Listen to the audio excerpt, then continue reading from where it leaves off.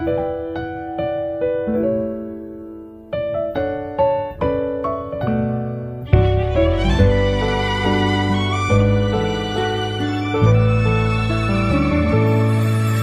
ស្សម្នាក់យល់ពីអូនជាងគេគឺ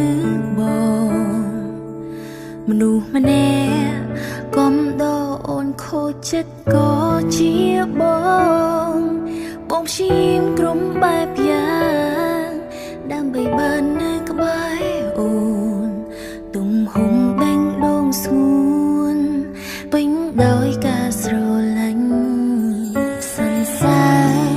ជីវិតពេលមានបងនៅក្បែរគឺមានមេជាដួងខែនៃជីវិតអូន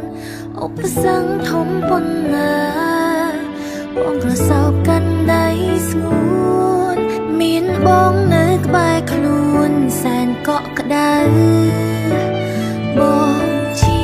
មនុស្សតែម្នាក់ដែលអូនសូមផ្សងក្បែរគ្រប់ជីរក្សាកាយមិនឲ្យឃ្លាតដល់ចាំចូលរៀបងជារូបគុំនៃអូន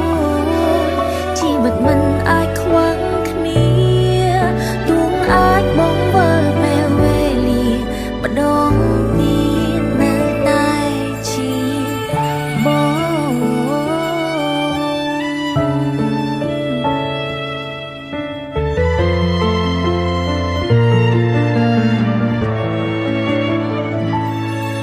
វេលា